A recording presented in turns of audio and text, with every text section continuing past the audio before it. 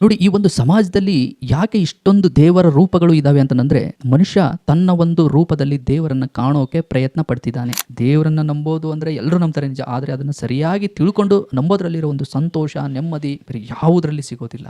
ನೋಡಿ, ನಮ್ಮ ತಾಯಿ ಅವಳ ಒಂದು ಹೊಟ್ಟೆಯಲ್ಲಿ ನಮ್ಮನ್ನು ಇಟ್ಕೊಂಡು ನಮಗೆ ಜನ್ಮ ಕೊಡಬಹುದು, ಆದರೆ ನಮಗೆ ರೂಪ ಕೊಡೋಕೆ ಆಗೋದಿಲ್ಲ. ನೋಡಿ, ದೇವರನ್ನ ತಿಳಿಯೋದು ಅಂದ್ರೆ ತುಂಬಾನೇ ಸರಳ. ಇದಕ್ಕೇನಿಲ್ಲ, ಸ್ವಲ್ಪ ನಮ್ಮ ಆಲೋಚನೆ ಮಾಡೋ ಶಕ್ತಿಯನ್ನ ಉಪಯೋಗಿಸಬೇಕು ಅಷ್ಟೇ. ನೋಡಿ, ನಿಮಗೊಂದು ಸಣ್ಣದಾದ ಒಂದು ಉದಾಹರಣೆ ಹೇಳ್ತೇನೆ. ನೆಮ್ಮದಿ ಹಿಂದೆ ಹೋಗಿ, ಬರೀ ಸಂತೋಷದ ಹಿಂದೆ ಹೋಗಿ ವ್ಯಕ್ತಿ ಸತ್ಯವನ್ನ ಮರಿತಾ ಇದ್ದಾನೆ. ಈ ಭೂಮಿಯಲ್ಲಿ ಸಾಕಷ್ಟು ಜೀವಿಗಳಿದಾವೆ. ಈ ಜೀವಿಗಳಲ್ಲಿ ನಮಗೆ ಮಾತ್ರ ಬುದ್ಧಿ ಶಕ್ತಿ ಇದೆ, ಆಲೋಚನೆ ಮಾಡೋ ಒಂದು ಶಕ್ತಿ ಇದೆ. ನಮಗೆ ಯಾಕಿದೆ? ಮನುಷ್ಯರಿಗೆ ಯಾಕಿದೆ? ಕೆಲವೊಬ್ರು ದೇವರನ್ನ ನಂಬೋರ್ನ ಮೂರ್ಖರು ಅಂತ ಅನ್ಕೊಂಡಿರ್ತಾರೆ. ಒಬ್ಬ ವ್ಯಕ್ತಿ ದೇವರ ಮೇಲೆ ನಂಬಿಕೆ ಇಟ್ಟು ಬದುಕ್ತಾ ಇದ್ದಾನೆ ಅಂತಂದರೆ ಅವನನ್ನು ಒಂದು ರೀತಿಯಲ್ಲಿ ದಡ್ಡನ ರೀತಿಯಲ್ಲಿ ನೋಡ್ತಾ ಇರ್ತಾರೆ. ಇದಕ್ಕೆ ಕಾರಣ ಏನು ಅಂತಂದರೆ, ಅವರಿಗೆ ಸರಿಯಾದ ದೇವರ ಭಕ್ತರು ಸಿಕ್ಕಿರೋದಿಲ್ಲ. ಇನ್ನೊಂದೇನು ಅಂದರೆ, ಅವರು ದೇವರನ್ನು ಯಾವ ರೀತಿ ತಿಳಿಬೇಕೋ ಆ ರೀತಿಯಲ್ಲಿ ತಿಳ್ಕೊಳ್ಳೋಕ್ಕೆ ಪ್ರಯತ್ನ ಪಟ್ಟಿರೋದಿಲ್ಲ. ನೋಡಿ, ಯಾಕೆ ಕೆಲವೊಬ್ಬರು ಈ ರೀತಿ ಭಾವಿಸ್ತಾರೆ ಅಂತಂದರೆ, ಕೆಲವೊಬ್ಬರು ತುಂಬ ಚೆನ್ನಾಗಿ ಧಾರ್ಮಿಕವಾಗಿ ಬಟ್ಟೆ ಹಾಕ್ತಾರೆ.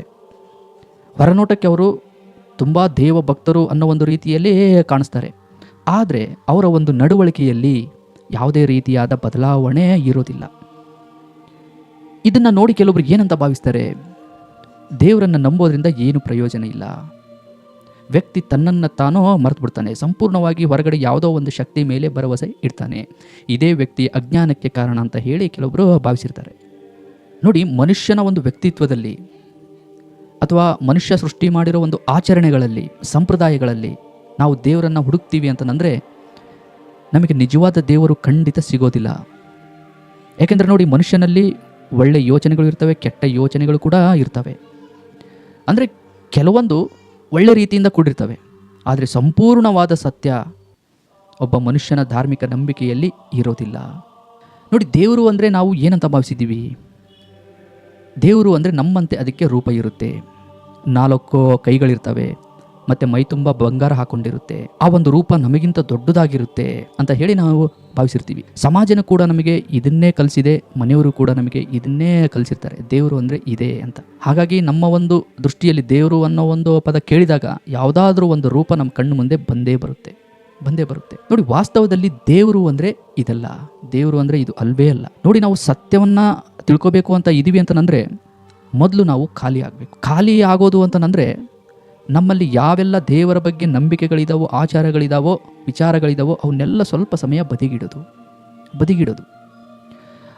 ಕಲಿಕೆಯಲ್ಲಿ ಯಾವಾಗಲೂ ಕಲಿಕೆಯಲ್ಲಿರಬೇಕು. ನೋಡಿ, ಅಕಸ್ಮಾತಾಗಿ ನಾವು ತುಂಬ ನಂಬಿಕೆಗಳನ್ನು ತಲೆಯಲ್ಲಿ ಇಟ್ಕೊಂಡು ಹೊಸ ವಿಷಯವನ್ನು ದೇವ್ರ ಬಗ್ಗೆ ಕಲಿತೀವಿ ಅಂತಂದರೆ, ಯಾರಾದರೂ ನಮಗೆ ದೇವ್ರ ಬಗ್ಗೆ ಹೇಳಿದಾಗ ನಾವೇನು ಈ ಒಂದು ಮೊದಲೇ ಇದೇ ಸತ್ಯ ಅಂತ ಹೇಳಿ ಭಾವಿಸಿರ್ತೀವಲ್ವ, ಅದಕ್ಕೆ ನಾವು ಬೇರೆಯವರು ಹೇಳಿದ ವಿಷಯಗಳನ್ನು ಹೋಲಿಸೋಕೆ ಹೋಗ್ತೀವಿ. ಯಾವಾಗ ನಮ್ಮ ತಲೆಯಲ್ಲಿರುವ ಒಂದು ವಿಚಾರಗಳು ಬೇರೆಯವರ ವಿಚಾರಗಳು ಹೋಲಿಕೆ ಆಗೋದಿಲ್ವೋ, ಆವಾಗ ನಾವು ಬೇರೆಯವರ ವಿಷಯಗಳನ್ನು, ದೇವ್ರ ಬಗ್ಗೆ ಅವರು ಏನು ಹೇಳಿದಾರೋ ಅವೆಲ್ಲ ವಿಷಯಗಳನ್ನು ರಿಜೆಕ್ಟ್ ಮಾಡ್ತೀವಿ.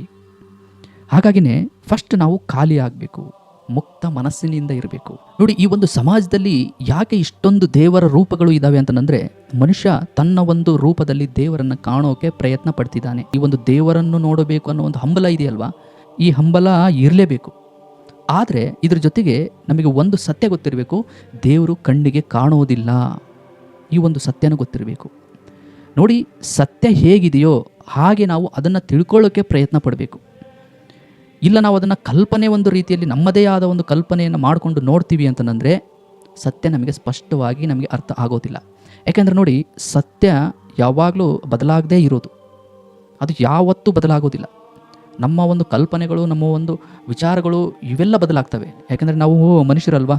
ಇವಾಗ ನಾವು ಸಂತೋಷವಾಗಿರ್ತೀವಿ ಅಂದರೆ ನೆಕ್ಸ್ಟ್ ಟೈಮ್ ನಾವು ಬೇರೆಯಾದ ಒಂದು ಸಿಚುವೇಷನಲ್ಲಿ ಇರ್ತೀವಿ, ಬೇರೆಯಾದ ಒಂದು ಮೂಡಲ್ಲಿರ್ತೀವಿ. ಆದರೆ ಸತ್ಯ ನಮ್ಮಂತೆ ಅಲ್ಲ. ಹಾಗಾಗಿ ನಾವು ಏನಾದ್ರು ಒಂದು ಕಲ್ಪನೆ ಮಾಡ್ಕೊತೀವಿ ಅಂತಂದರೆ ಅದು ಕೇವಲ ಕಲ್ಪನೆಯಾಗಿರುತ್ತೆ ಹೊರತು ಸತ್ಯ ಆಗಿರೋದಿಲ್ಲ. ದೇವರು ಅನ್ನೋ ಒಂದು ಸತ್ಯ ಗೊತ್ತಾಗಬೇಕು ಅಂದರೆ ಮೊದಲು ನಾವು ನಮ್ಮ ಒಂದು ಬುದ್ಧಿಶಕ್ತಿಯನ್ನು ಉಪಯೋಗಿಸಬೇಕು. ಈ ಭೂಮಿಯಲ್ಲಿ ಸಾಕಷ್ಟು ಜೀವಿಗಳಿದ್ದಾವೆ. ಈ ಜೀವಿಗಳಲ್ಲಿ ನಮಗೆ ಮಾತ್ರ ಬುದ್ಧಿಶಕ್ತಿ ಇದೆ, ಆಲೋಚನೆ ಮಾಡೋ ಒಂದು ಶಕ್ತಿ ಇದೆ. ಈ ಶಕ್ತಿ ಯಾಕಿದೆ? ನಮಗೆ ಯಾಕಿದೆ? ಮನುಷ್ಯರಿಗೆ ಯಾಕಿದೆ? ಸತ್ಯವನ್ನು ಗ್ರಹಿಸೋಕೆ, ದೇವರನ್ನು ಅರಿಯೋಕೆ, ಸತ್ಯದ ದಾರಿಯಲ್ಲಿ ನಡೆಯೋಕೆ. ಕೆಲವೊಬ್ಬರು ಹೇಳ್ತಾ ಇರ್ತಾರೆ, ಬುದ್ಧಿಯನ್ನು ಉಪಯೋಗಿಸ್ಬೇಡಿ. ಕೆಲವೊಬ್ಬರು ಆಧ್ಯಾತ್ಮಿಕ ಗುರುಗಳು ತರ್ಕವನ್ನು ಮಾಡಬೇಡಿ, ಬುದ್ಧಿಯನ್ನು ಉಪಯೋಗಿಸ್ಬೇಡಿ. ನೋಡಿ, ಇಲ್ಲಿ ಏನಾಗಿದೆ ಅಂತಂದರೆ, ಕೆಲವೊಬ್ಬರು ಜೀವನ ಅಂದರೆ ನೆಮ್ಮದಿಯಾಗಿರೋದು, ಸಂತೋಷವಾಗಿರೋದು ಅಷ್ಟೇ ಅಂತ ಅನ್ಕೊತಾರೆ. ನೋಡಿ, ಇಲ್ಲಿ ನಮಗೆ ಕಷ್ಟಗಳಿದ್ದಾವೆ, ನೋವುಗಳಿದ್ದಾವೆ, ಮತ್ತು ನಮಗೆ ಅನಾರೋಗ್ಯ ಬರುತ್ತೆ, ಸಾವು ಕೂಡ ಬರುತ್ತೆ. ಇವೆಲ್ಲವೂ ಇರುವಾಗ ಯಾವಾಗಲೂ ನೆಮ್ಮದಿಯಾಗೇ ನಾವಿರಬೇಕು ಅಂದರೆ ಹೇಗೆ ಸಾಧ್ಯ? ಸಂತೋಷವಾಗಿರಬೇಕು ಅಂದರೆ ಹೇಗೆ ಸಾಧ್ಯ? ವಾಸ್ತವದಲ್ಲಿ ಇದು ಒಪ್ಪುವಂಥ ಮಾತಲ್ಲ. ಇವಾಗ ಹೇಗಾಗ್ಬಿಟ್ಟಿದೆ ಅಂತಂದರೆ, ನೆಮ್ಮದಿ ಹಿಂದೆ ಹೋಗಿ, ಬರೀ ಸಂತೋಷದ ಹಿಂದೆ ಹೋಗಿ ವ್ಯಕ್ತಿ ಸತ್ಯವನ್ನು ಮರಿತಾ ಇದ್ದಾನೆ. ನಮಗೆ ಸತ್ಯ ಗೊತ್ತಾಗಬೇಕು ಅಂದರೆ ಸ್ವಲ್ಪ ನಾವು ಬುದ್ಧಿಯನ್ನು ಉಪಯೋಗಿಸ್ಬೇಕು, ಆಲೋಚನೆ ಮಾಡೋ ಶಕ್ತಿಯನ್ನು ಉಪಯೋಗಿಸ್ಬೇಕು. ಇದು ಸ್ವಲ್ಪ ಕಷ್ಟ ಆಗುತ್ತೆ. ಆದರೆ ಇದು ತುಂಬ ತಲೆ ಕೆಲಸ, ನಮಗೆ ಆಗೋದಿಲ್ಲ ಅಂತ ಹೇಳಿ ಮನುಷ್ಯ ಬಿಡೋ ಹಾಗೂ ಇಲ್ಲ. ಏಕೆಂದರೆ ನೋಡಿ, ನಾವಿಲ್ಲಿ ಹುಟ್ಟಿ ಮರಣಿಸ್ತಾ ಇದ್ದೀವಿ ಅಂತಂದರೆ, ನಮ್ಮಲ್ಲಿ ಬುದ್ಧಿಶಕ್ತಿ ಇದೆ ಅಂತಂದರೆ ನಾವು ಸತ್ಯವನ್ನು ತಿಳ್ಕೊಳ್ಳೇಬೇಕಲ್ವ. ಇಲ್ಲ ಅಂದರೆ ನಾವು ಕಳೆಯೋ ಪ್ರತಿಯೊಂದು ದಿನವೂ ಯಾವಾಗಲೂ ಅಸಮಾಧಾನದಿಂದ ಕೂಡಿರ್ತವೆ. ನಮ್ಮ ಇಷ್ಟದಂತೆ ನಾವು ಏನೆಲ್ಲ ಮಾಡೋಕ್ಕೆ ಹೋಗ್ತೀವಿ, ನನಗೆ ಅದರಲ್ಲಿ ಸಂತೋಷ ಸಿಗುತ್ತೆ, ಇದರಲ್ಲಿ ಸಂತೋಷ ಸಿಗುತ್ತೆ, ಅದರಲ್ಲಿ ನೆಮ್ಮದಿ ಸಿಗುತ್ತೆ, ಹೀಗೆ ಏನೆಲ್ಲ ಮಾಡೋಕ್ಕೆ ಹೋಗ್ತೀವಿ. ಒಂದಲ್ಲ ಒಂದು ರೀತಿಯಲ್ಲಿ ಗೊಂದಲಕ್ಕೆ ಸಿಕ್ಕಾಕೊತೀವಿ. ಎಲ್ಲವುಗಳಿಂದ ಮುಕ್ತಿ ಬೇಕು. ನಮಗೆ ಸತ್ಯ ಗೊತ್ತಾಗಬೇಕು, ನಮ್ಮ ಹುಟ್ಟು ಮತ್ತು ಸಾವಿನ ಉದ್ದೇಶ ಗೊತ್ತಾಗಬೇಕು, ಜೀವನದ ಉದ್ದೇಶ ಗೊತ್ತಾಗಬೇಕು, ನಾವು ಯಾಕೆ ಮರಣಿಸ್ತೀವಿ ಅನ್ನೋದು ಗೊತ್ತಾಗಬೇಕು. ಅಂದರೆ ಸತ್ಯವನ್ನು ಅರಿಬೇಕು, ದೇವರನ್ನು ಅರಿಬೇಕು. ನೋಡಿ, ನಾವು ದೇವರ ಬಗ್ಗೆ ತಿಳ್ಕೊತಾ ಇದ್ದೀವಿ ಅಂತಂದರೆ ನಾವು ಆ ಒಂದು ಶಕ್ತಿಯನ್ನು ವಸ್ತುಗಳಿಗೆ ಅಥವಾ ವ್ಯಕ್ತಿಗೆ ಹೋಲಿಸಬಾರ್ದು. ಯಾಕಂದರೆ ಆ ಶಕ್ತಿ ನಮಗೆ ಗೊತ್ತಾಗೋದಿಲ್ಲ. ನೋಡಿ, ಯಾವುದೆಲ್ಲ ನಾವು ಭೌತಿಕವಾಗಿ ನೋಡ್ತಾ ಇದ್ದೀವಲ್ವ, ಅವಕ್ಕೂ ಎಲ್ಲವಕ್ಕೂ ಒಂದು ಆದಿ ಇದೆ ಮತ್ತು ಅಂತ್ಯ ಇದೆ, ಮತ್ತು ಅವು ಒಂದೇ ಸ್ಥಳದಲ್ಲೇ ಇರ್ತವೆ. ಆದರೆ ದೇವರು ಅನ್ನೋ ಒಂದು ಶಕ್ತಿ ಇದೆಯಲ್ವ, ಅದಕ್ಕೆ ಆದಿನೂ ಇಲ್ಲ, ಅಂತ್ಯನೂ ಇಲ್ಲ. ಅದು ಯಾವಾಗಲೂ ಇರುವಂಥದ್ದು ಮತ್ತು ಅದು ಎಲ್ಲ ಕಡೆ ವ್ಯಾಪಿಸಿದೆ. ಅದಕ್ಕೆ ಸರ್ವವ್ಯಾಪಿ ಅಂತ ಹೇಳಿ ಕರಿತೀವಿ. ಆ ಒಂದು ಶಕ್ತಿ ಈಗಿರುವಾಗ ನಾವು ವಸ್ತುಗಳಿಗೆ, ವ್ಯಕ್ತಿಗಳಿಗೆ ಹೋಲಿಸಿದರೆ ನಾವು ಸರಿಯಾದ ಜ್ಞಾನವನ್ನು ಗಳಿಸೋದ್ರಲ್ಲಿ ಫೇಲ್ ಆಗ್ತೀವಿ. ಆ ಒಂದು ಶಕ್ತಿ ನಮಗೆ ಅರ್ಥ ಆಗೋದಿಲ್ಲ. ಹಾಗಾಗಿ ಇದ್ದದ್ದನ್ನು ಇದ್ದಾಗೆ ನೋಡಬೇಕು. ನೋಡಿ, ದೇವರನ್ನು ತಿಳಿಯೋದು ಅಂದರೆ ತುಂಬಾ ಸರಳ. ಇದು ತುಂಬಾ ಸರಳ. ಇದಕ್ಕೇನಿಲ್ಲ, ಸ್ವಲ್ಪ ನಮ್ಮ ಆಲೋಚನೆ ಮಾಡೋ ಶಕ್ತಿಯನ್ನು ಉಪಯೋಗಿಸ್ಬೇಕು ಅಷ್ಟೇ. ನೋಡಿ, ನಿಮಗೊಂದು ಸಣ್ಣದಾದ ಒಂದು ಉದಾಹರಣೆ ಹೇಳ್ತೀನಿ. ಇವಾಗ ಸಾಕಷ್ಟು ಮನುಷ್ಯನ ರೀತಿಯಲ್ಲಿನ ರೋಬೋಟ್ಗಳು ಬರ್ತಾ ಇದ್ದಾವೆ ಅಲ್ವಾ. ನಿಮ್ಮ ಮುಂದೆ ಯಾರಾದರೂ ಆ ಒಂದು ರೋಬೋಟನ್ನು ನಿಲ್ಲಿಸಿ, ಈ ರೋಬೋಟನ್ನು ಯಾರು ಸೃಷ್ಟಿ ಮಾಡಿಲ್ಲ, ಅದಷ್ಟಕ್ಕೆ ಅದೇ ಆಗಿದೆ ಅಂತ ಹೇಳಿದರೆ ನೀವು ನಂಬ್ತೀರಾ? ಖಂಡಿತ ನಂಬೋಕೆ ಸಾಧ್ಯನೇ ಇಲ್ಲ. ಯಾಕಂದರೆ ಆ ಒಂದು ರೋಬೋಟನ್ನು ನೋಡಿರ್ತೀರ, ಅದು ನಮ್ಮ ಹಾಗೆ ನಡೆಯುತ್ತೆ, ಮತ್ತು ಅವಕ್ಕೆ ನಮ್ಮ ಹಾಗೆ 2 ಕೈಗಳಿರ್ತವೆ, ಮತ್ತು ಮಾತಾಡುತ್ತೆ, ಅದಕ್ಕೆ ಕಣ್ಣು ಇರುತ್ತೆ, ಕಿವಿ ಇರುತ್ತೆ. ಅದು ನಮ್ಮ ಹಾಗೆ ಇರೋದ್ರಿಂದ ಖಂಡಿತವಾಗಿಯೂ ಇದನ್ನು ಯಾರೋ ಸೃಷ್ಟಿ ಮಾಡಿದ್ದಾರೆ, ರಚನೆ ಮಾಡಿದ್ದಾರೆ ಅಂತ ಹೇಳ್ತೀರಾ. ಅಕಸ್ಮಾತಾಗಿ ಯಾರಾದರೂ ಇಲ್ಲ, ಇದನ್ನು ಯಾರೂ ಸೃಷ್ಟಿ ಮಾಡಿಲ್ಲ ಅಂತ ವಾದ ಮಾಡ್ತಾಯಿದ್ರು ಅಂದರೆ ಅವರಿಗೆ ತಲೆ ಸೆರೆ ಇಲ್ಲ ಅಂತ ಹೇಳ್ತೀರಾ. ಯಾಕಂದರೆ ನಮ್ಮ ಬುದ್ಧಿ ಒಪ್ಪೋದಿಲ್ಲ, ಅದನ್ನು ರಿಜೆಕ್ಟ್ ಮಾಡುತ್ತೆ. ನೋಡಿ, ಹಾಗೆ ನಿಮ್ಮ ದೇಹವನ್ನೇ ನೋಡಿಕೊಂಡು ನೀವು ಸ್ವಲ್ಪ ಯೋಚನೆ ಮಾಡಿ. ದೇಹದ ರಚನೆ ಬಗ್ಗೆ ಒಂದು ಸ್ವಲ್ಪ ಯೋಚನೆ ಮಾಡಿ. ನಮ್ಮ ಒಂದು ದೇಹದ ರಚನೆ ಹೇಗೆ ಆಗಿದೆ ನೋಡಿ. ನಮ್ಮ ಒಂದು ಹಾರ್ಟ್ ಬೀಟನ್ನು ನಾವು ಗಮನಿಸಿದರೆ, ಮತ್ತು ನಮ್ಮ ಒಂದು ನರಗಳ ಸಿಸ್ಟಮನ್ನು ನಾವು ನೋಡಿದರೆ, ನಮ್ಮ ಒಂದು ರಕ್ತ ಸಂಚಲನ ನಾವು ಗಮನಿಸಿದರೆ, ಮತ್ತು ನಮ್ಮ ಒಂದು ಜೀರ್ಣಕ್ರಿಯೆ ನೋಡಿದರೆ, ನಮ್ಮ ಒಂದು ಕೈಗಳು, ಕಾಲುಗಳು, ಕಣ್ಣು, ಕಿವಿ, ಮತ್ತು ನಮ್ಮ ನಾಲಿಗೆ, ಇವನ್ನೆಲ್ಲ ಗಮನಿಸಿದರೆ ಈ ಒಂದು ದೇಹ ತನ್ನಷ್ಟಕ್ಕೆ ತಾನೇ ಸೃಷ್ಟಿಯಾಗಿದೆ ಅಂತ ನಮಗೆ ಅನಿಸುತ್ತಾ? ಸುಮ್ಮನೆ ಯೋಚನೆ ಮಾಡಿ ಅಷ್ಟೇ. ಸ್ವಲ್ಪ ಆರಾಮಾಗಿ ಕೂತ್ಕೊಂಡು ಯೋಚನೆ ಮಾಡಿ. ಆಗುತ್ತಾ? ತನ್ನಷ್ಟಕ್ಕೆ ತಾನೇ ಈ ಒಂದು ದೇಹ ಆಗೋಕ್ಕೆ ಸಾಧ್ಯನಾ? ಖಂಡಿತ ಇಲ್ಲ. ನಮ್ಮ ಬುದ್ಧಿ ಇದನ್ನು ಒಪ್ಪೋದಿಲ್ಲ. ಖಂಡಿತ ಇದನ್ನು ಯಾವುದೋ ಒಂದು ಶಕ್ತಿ ಸೃಷ್ಟಿ ಮಾಡಿದೆ, ಇದರ ಹಿಂದೆ ಯಾವುದೋ ಒಂದು ಕೈ ಇದೆ. ಯಾರು ಇದನ್ನು ರಿಜೆಕ್ಟ್ ಮಾಡೋಕ್ಕೆ ಆಗೋದಿಲ್ಲ. ಖಂಡಿತವಾಗಿಯೂ ಇದರ ಹಿಂದೆ ಒಂದು ಶಕ್ತಿ ಇದ್ದೇ ಇದೆ. ಕೆಲವೊಬ್ರು ಹೇಳ್ತಾರೆ, ಇಲ್ಲ, ನಮ್ಮನ್ನು ನಮ್ಮ ತಂದೆ ತಾಯಿ ಸೃಷ್ಟಿ ಮಾಡಿದ್ದಾರೆ, ನಮ್ಮ ದೇಹನ ಅವರೇ ಕೊಟ್ಟಿರೋದು ಅಂತ. ನೋಡಿ, ನಮ್ಮ ತಾಯಿ ಅವಳ ಒಂದು ಹೊಟ್ಟೆಯಲ್ಲಿ ನಮ್ಮನ್ನು ಇಟ್ಕೊಂಡು ನಮಗೆ ಜನ್ಮ ಕೊಡ್ಬೋದು, ಆದರೆ ನಮಗೆ ರೂಪ ಕೊಡೋಕೆ ಆಗೋದಿಲ್ಲ. ನೋಡಿ, ಹಾಗೇನಾದರೂ ತಂದೆ ತಾಯಿ ಮಗುವಿಗೆ ರೂಪ ಕೊಡೋದಾಗಿದ್ದರೆ ಎಲ್ಲರೂ ತಮಗೆ ಇಷ್ಟ ಬಂದಂಗೆ ತನ್ನ ಮಕ್ಕಳ ರೂಪವನ್ನು ಸೃಷ್ಟಿ ಮಾಡ್ಕೊತಾ ಇದ್ರು. ಇಲ್ಲ, ನನ್ನ ಮಗನ ಒಂದು ಮೂಗು ಹಂಗಿರಬೇಕಿತ್ತು, ನನ್ನ ಮಗನ ಒಂದು ಬಾಯಿ ಹೀಗಿರಬೇಕು ಅಂತ ಹೇಳಿ ಪ್ರಪಂಚದ ತುಂಬ ಎಲ್ಲ ಗೊಂಬೆಗಳೇ ಕಾಣಿಸ್ತಿದ್ವು. ಅಂದರೆ ಮನುಷ್ಯ ಅಷ್ಟು ಎಲ್ಲರೂ ಕೂಡ ಸುಂದರವಾಗೇ ಇರ್ತಿದ್ರು. ನಮ್ಮ ತಾಯಿ ನಮಗೆ ಜನ್ಮ ಕೊಡ್ಬೋದು, ಆದರೆ ನಮ್ಮ ತಾಯಿ ಹೊಟ್ಟೆಯಲ್ಲಿ ನಮಗೆ ರೂಪ ಕೊಡೋ ಆ ಒಂದು ಕ್ರಿಯೆ ಇದೆ ಅಲ್ವಾ, ಅದನ್ನು ದೇವರೇ ಮಾಡೋದು, ಭಗವಂತನೇ ಮಾಡೋದು ಅದನ್ನು. ನೋಡಿ, ಹೀಗೆ ಈ ಸೃಷ್ಟಿಯಲ್ಲಿ ಏನೆಲ್ಲ ಸೃಷ್ಟಿಗಳಿದಾವೋ ಅವನ್ನೆಲ್ಲ ಒಂದೊಂದಾಗಿ ಗಮನಿಸ್ತಾ ಹೋದರೆ ಖಂಡಿತವಾಗಿಯೂ ಇದರ ಹಿಂದೆ ಒಂದು ಶಕ್ತಿ ಇದೆ ಅಂತ ನಮಗೆ ಗೊತ್ತಾಗುತ್ತೆ. ಏನು ಸುಮ್ಮನೆ ಆಬ್ಸರ್ವ್ ಮಾಡಿ ಅಷ್ಟೇ, ಸುಮ್ಮನೆ ಆಬ್ಸರ್ವ್ ಮಾಡಿ. ಸುಮ್ಮನೆ ರೋಡಲ್ಲಿ ಹೋಗ್ತಾ ಇರ್ತೀರಾ, ಮೇಲ್ಗಡೆ ತೆರೆ ಎತ್ತಿ ಸೂರ್ಯನನ್ನು ನೋಡಿ, ಅಪ್ಪ ಸೂರ್ಯ ಎಷ್ಟು ಚೆನ್ನಾಗಿ ಸೃಷ್ಟಿಯಾಗಿದೆ. ಆಮೇಲೆ ಭೂಮಿಯಲ್ಲಿ ಬರ್ತಾ ಇರೋ ಗಿಡಗಳನ್ನು, ಮರಗಳನ್ನು ನೋಡಿ. ಒಂದು ಸಣ್ಣ ಬೀಜದಿಂದ ಎಷ್ಟು ದೊಡ್ಡ ಮರ ಆಗುತ್ತೆ. ಇದು ಹೇಗೆ ಸಾಧ್ಯ? ಇದು ತನ್ನಷ್ಟಕ್ಕೆ ತಾನೇ ಆಗೋಕ್ಕೆ ಸಾಧ್ಯನಾ? ಹೀಗೆ ಒಂದೊಂದಾಗೆ ಪ್ರಕೃತಿಯನ್ನು ನೋಡಿ ಅಬ್ಸರ್ವ್ ಮಾಡ್ತಾ ಹೋದರೆ ಖಂಡಿತವಾಗಿಯೂ ಈ ಬ್ರಹ್ಮಾಂಡದ ಹಿಂದೆ ಒಂದು ಶಕ್ತಿ ಇದೆ ಅಂತ ನಮಗೆ ಗೊತ್ತಾಗುತ್ತೆ. ಈಗ ನಮಗೆ ದೇವರು ಅನ್ನೋ ಶಕ್ತಿ ಇದೆ ಅಂತ ನಮಗೆ ಗೊತ್ತಾಯಿತು. ನಾವು ಅದನ್ನು ನೋಡ್ಬೋದಾ? ಅದು ನಮ್ಮ ಕಣ್ಣಿಗೆ ಕಾಣಿಸುತ್ತಾ? ಖಂಡಿತ ಸಾಧ್ಯ ಇಲ್ಲ. ಯಾಕೆಂದರೆ ನೋಡಿ, ಇಡೀ ಬ್ರಹ್ಮಾಂಡವನ್ನೇ ನಾವಿನ್ನೂ ಸಂಪೂರ್ಣವಾಗಿ ನೋಡೋಕ್ಕಾಗ್ತಾ ಇಲ್ಲ. ಬ್ರಹ್ಮಾಂಡದ ಒಂದು ಚಿಕ್ಕ ಭಾಗವನ್ನು ನೋಡ್ತಾ ಇದ್ದೀವಿ ಅಷ್ಟೇ. ಇಡೀ ಬ್ರಹ್ಮಾಂಡವನ್ನು ಸೃಷ್ಟಿ ಮಾಡಿರೋ ಭಗವಂತ ಇನ್ನೂ ಹೇಗಿರ್ಬೋದು? ಇದನ್ನು ಇನ್ನೂ ಸ್ವಲ್ಪ ಆಳವಾಗಿ ಹೇಳಬೇಕು ಅಂತಂದರೆ, ನಮ್ಮ ಒಳಗಡೆ ಒಂದು ಆತ್ಮ ಇದೆ. ಆತ್ಮಕ್ಕೆ ರೂಪ ಇಲ್ಲ. ಸತ್ತಾದಮೇಲೆ ಅದು ಹೇಗೋಗುತ್ತೋ ನಮಗೂ ಕೂಡ ಗೊತ್ತಿಲ್ಲ. ಆತ್ಮಕ್ಕೆ ರೂಪ ಇಲ್ಲ ಅಂದರೆ ಆತ್ಮವನ್ನು ಸೃಷ್ಟಿ ಮಾಡಿರೋ ಭಗವಂತನಿಗೂ ರೂಪ ಇರೋದಿಲ್ಲ, ಅದು ನಿರಾಕಾರ. ನೋಡಿ, ನಮ್ಮ ಒಂದು ಭೌತಿಕವಾದ ನಮ್ಮ ಒಂದು ಕಣ್ಣುಗಳಿಗೆ ಅದನ್ನು ನೋಡೋಕ್ಕೆ ಸಾಧ್ಯ ಇಲ್ಲ, ಅಷ್ಟು ಶಕ್ತಿ ಇಲ್ಲ ನಮಗೆ.